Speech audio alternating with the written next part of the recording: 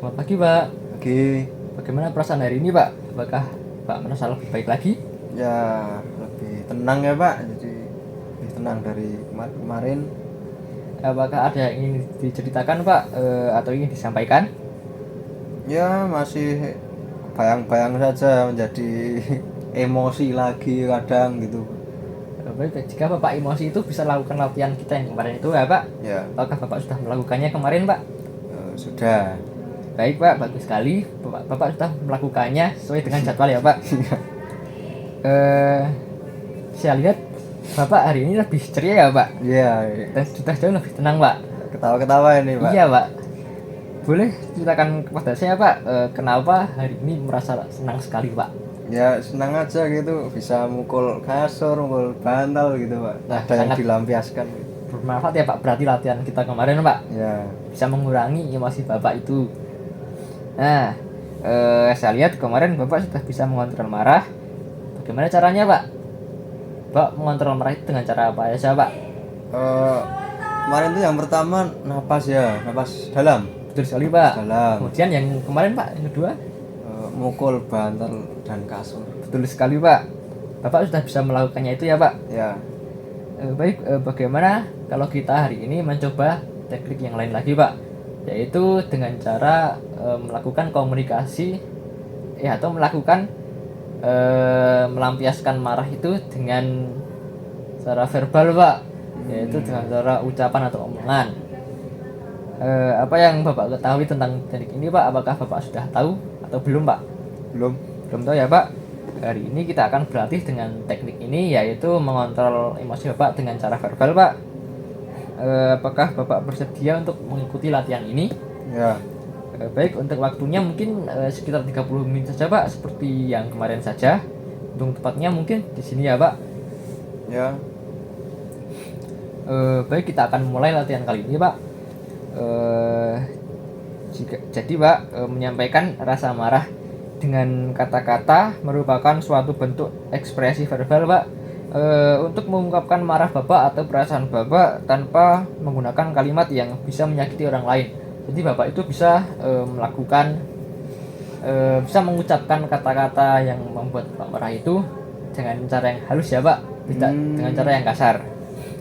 Tujuannya yaitu untuk mengungkapkan perasaan Bapak yang sedang Bapak rasakan.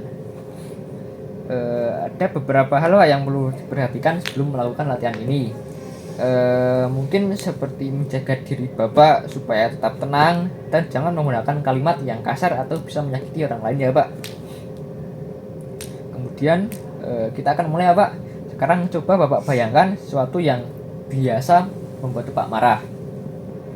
Kalau sudah, Bapak bisa sampaikan rasa marah itu dengan hati-hati ya, Pak, dan menggunakan nada yang rendah, Pak. Tidak boleh membentak atau dengan nada yang keras.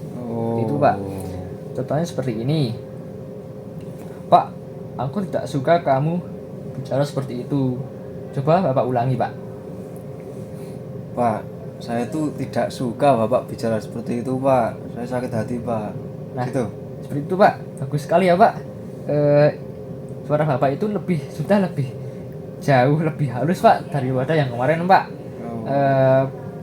Kalau Bapak mau, Bapak bisa ulangi dengan kalimat yang lain. Silakan ya, Pak. Nanti Bapak bisa lakukan sendiri dalam kegiatan sehari-hari Bapak jika ada yang membuat marah atau pikiran-pikiran Bapak yang membuat Bapak emosi ya, Pak. Bagaimana, Pak, perasaan Bapak setelah kita melakukan latihan tadi, Pak? Apakah sudah lebih baik, Pak? Ya lebih tenang ya. Baik, Pak. Saya turut senang Bapak bisa jauh lebih baik hingga hari ini dari hari pertama kita latihan, Pak. Ya, Bapak juga sudah lebih ceria dan juga Bapak sudah lebih tenang lagi, Pak.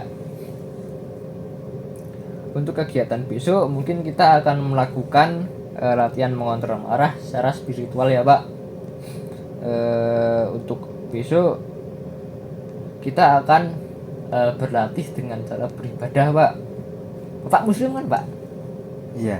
Baik, Pak.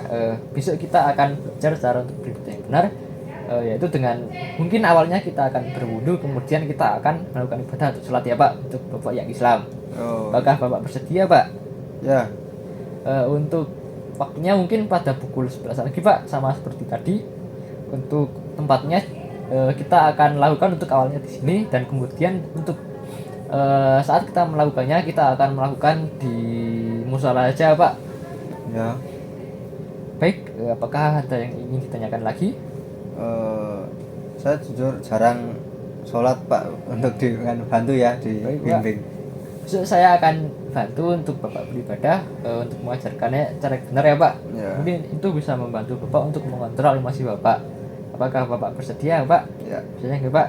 Baik, jika begitu saya izin pamit dulu ya Pak. Ya. Misi Pak. Ya.